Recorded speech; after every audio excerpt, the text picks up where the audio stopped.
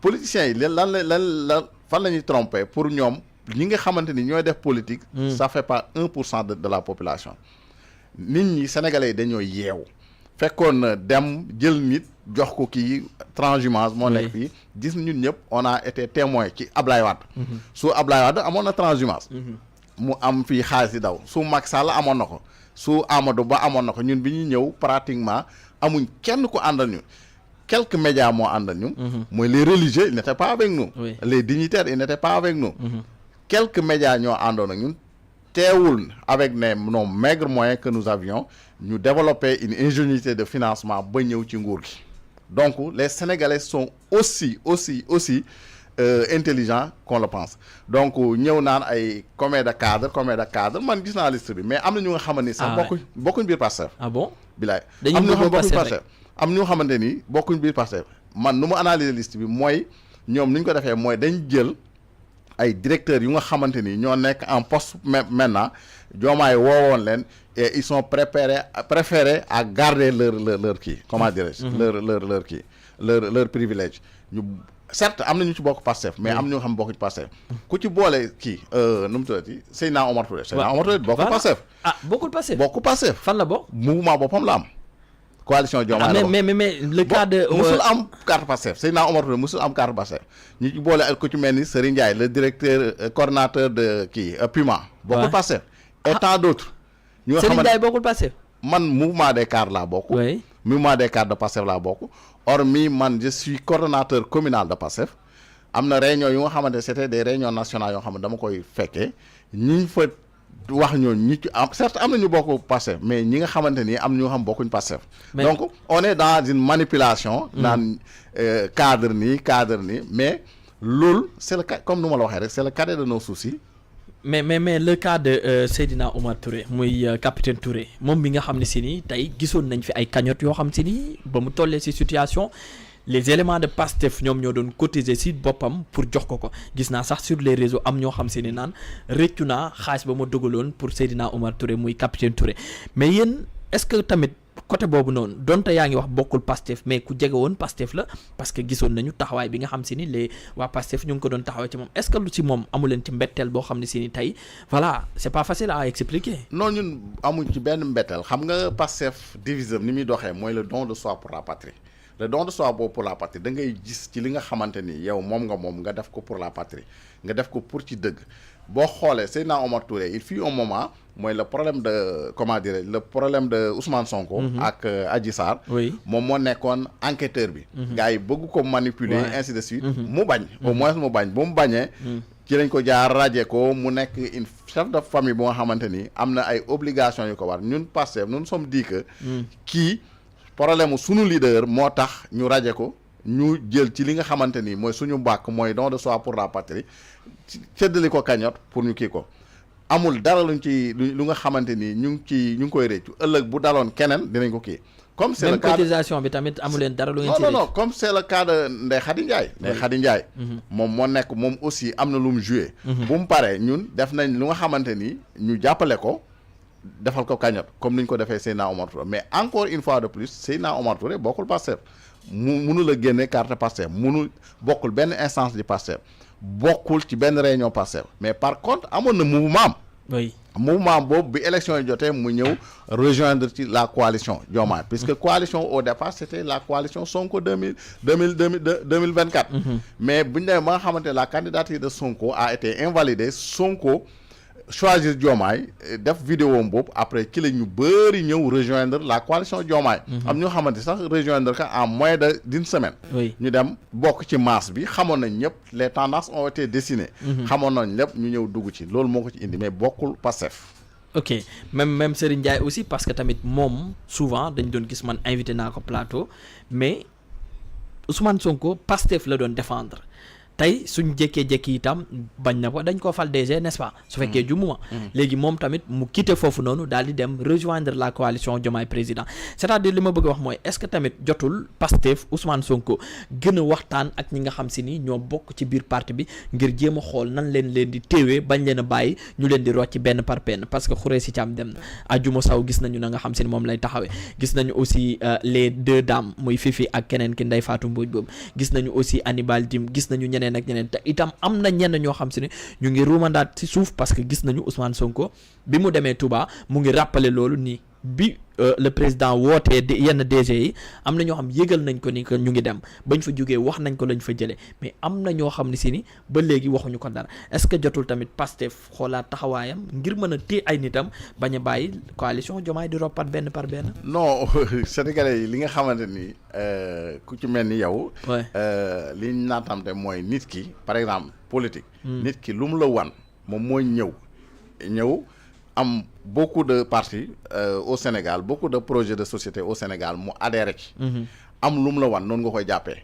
ba ëllëg mu wan la leneen par exemple la majeure partie ñi dem ay problème privilège lañ amuñ problème Pastef ay problème privilège lañ nommé nañ leen bu ñu leen nommé Pastef n'est plus en phase avec président n'est plus en phase avec ñoom seen mouvance donc Pastef s'est retiré bu mu retiré ces ministres se sont retirés am quelques ministres yu des donc ñi ci des ñu xam ne instant bi il va falloir que nga dessiner sa camp pour nga des wala nga bañ a def comme li ngay wax les mercredis de Diomaye comme vague boobu ñu demee am ñu bëri xam ne ñoom buñ toogee instant yi buñ waxul seen position dañ leen dàq donc ñoom ils ont préféré ñu wax pour garder seen privilège loolu nag fi lañ ko fekk ci politique on se rappelle Macky Sall ak Idrissa Seck bi ñu bokkee gouvernement bi Idrissa Seck fas yéene séparé ak Macky Sall ces ministres dañ ko wax ñun demuñ dañuy toog ces DG dañ ko wax demuñ dañuy toog donc loolu ak politique ñoo ànd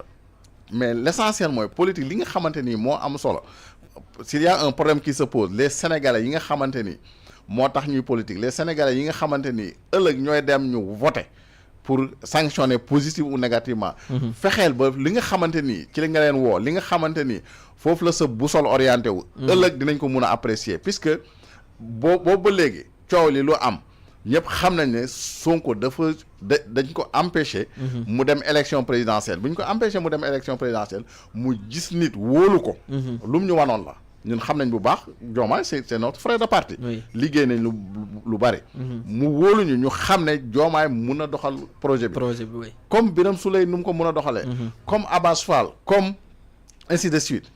combien de cadres dans le parti qui mun a doxal projet bi choix bi yàlla def mu porté ci moom ñu am yaakaar bi ñu amee yaakaar mu dem bon mu orienté wu feneen donc ñu bàyyi ko ñun ñu ñëwaat suñuy orientation ñu ñëwaat ci suñu objectif pour le Sénégal loolu moo am solo sénégalais yi ñu ngi nii les sénégalais ne sont pas dupes les sénégalais ce sont des gens très intelligents ñu nga xam dañuy analyser xool lu xew xool nu mu demee xool ku nga xamante ni moom moo weddi boppam ñu après bu élection ñëwaatee ñoom ñooy jël ñu arbitrer. ok alors ba tey ñu daal di continuer waxtaan wi gis nañu itam le président Diomaye ci boppam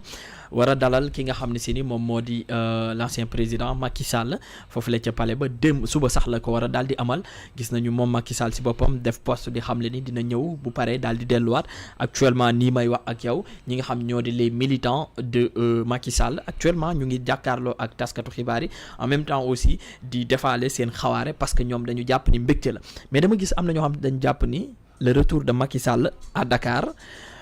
président Diomaye dafay naqaral ñi nga xam si ni moo di les victimes les martyrs les ex-détenus ndax yow noonu nga gisee. waaw man loolu laa jàpp puisque dafa nekk lu nga xamante ni neexul ci xol ku nga xamante ni moo fi nekkoon président yow le président même bon mu accuser la avec des accusations fallacieuses tëj Ousmane Sonko. jiiñ leen lu ne tëj plus de 2000 militants de Pastef am ñu nga xamante ni sous son règne avec les manifestations. décédé nañ boobu ba léegi amul dara lu nga xamante ni leer na ci. aucune enquête n'est ouverte dans ce sens nga dig les Sénégalais sa campagne nga dig les Sénégalais ne loolu lépp dina leer d'autant plus mu dem bàyyi fi un bilan financier bu nga xam ne c'est un bilan désastreux. ñu war ko leeral la preuve en est que mooy le cabinet Mazars a sorti son rapport définitif. fi nga xamante ni sax foofu lañ foogoon ne bor bi yegg si nag romb na ko. donc yooyu yëpp mu nekk lu nga xamante ni ak une malgouvernance notoire. lu nga xamante ni loolu moo taxoon sénégalais yi choisir la à la place du candidat de Macky Sall qui était la personne de Amadou Ba.